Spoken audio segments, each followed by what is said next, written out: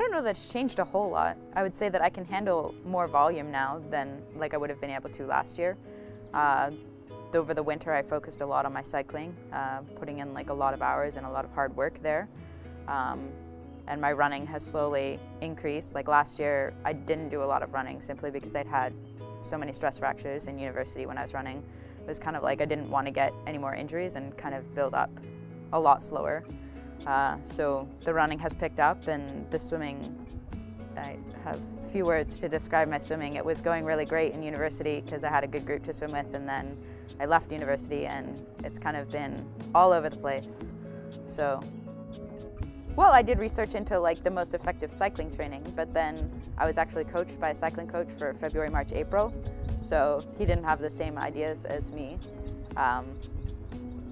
It's very hard to get coached by a single sport athlete because they don't necessarily appreciate that a lot of energy is spent on the other two sports.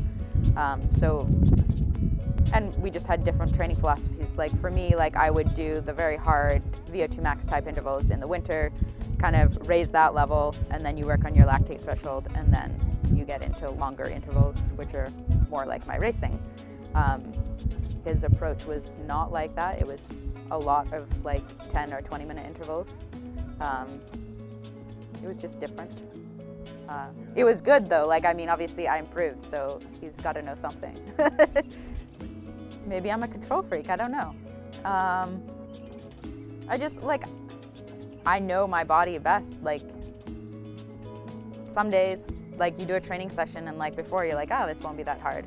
And like you end it and you're just like I'm exhausted. And there are other days where you're like, oh, this is gonna be so hard. And like you finish and you're like, I feel amazing. So when you're self-coaching, you can adjust like that based on how you feel. Whereas if you have someone else telling you what to do, then they're not getting that feedback. I'm not the greatest at communication, I know that. So like when people do try to coach me, it's just kind of like, how did the training session go? It's like, it went good or it didn't go good. So, I mean, I don't have to communicate to myself, like I just know. So C3 has a high performance team. So there's probably like 10 of us maybe who are on this high performance team.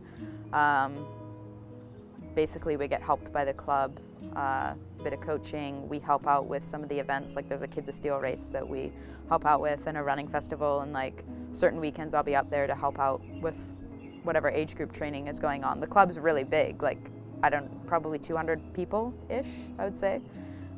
So we're just like a small subset of that. But it's great to have a connection to the triathlon community, and it's fun to train with other people. So I think starting out as a pro is always stressful because sponsors don't come to you. A lot of people seem to think that. They do not come to you. You have to go to them and approach them. And quite often they give you product, which is awesome. We would never complain about that, but that doesn't put food on the table or pay your rent. So yeah, it's stressful if you're not making them, like if you go to a race, like basically every race I went to last year, I was just like, if I don't make money, like my bank account gets smaller and smaller. So yeah, it's very stressful if you go in there and thinking that you need to make money just to live. So C3 has helped out this year a lot to take some of that stress away so that I can just go to a race and focus on doing what I need to do. And like, it affects training as well. If you're thinking about like, you know, lots of times I was thinking like, why am I out riding my bike for 4 hours when really I should probably go look for a job that's actually going to pay me something. So without that constant thought, like it's a lot easier to focus on the training and do what needs to be done, and then just go to a race and execute and not think about like, I need to come third or whatever. Becoming actually comfortable will take a couple years. I'm definitely one of the youngest, yeah. I think the most successful people are probably in their early 30s at the moment. It's just kind of something that I look up to. It's just kind of like, I know that like a lot of the people who are being successful now and are 31, 33, whatever, in that age range, like they were kind of in the same position that I am right now when they were my age. So like, it's like, yeah, like if you just put in the work, like it just shows you that you will improve if you keep at it. So.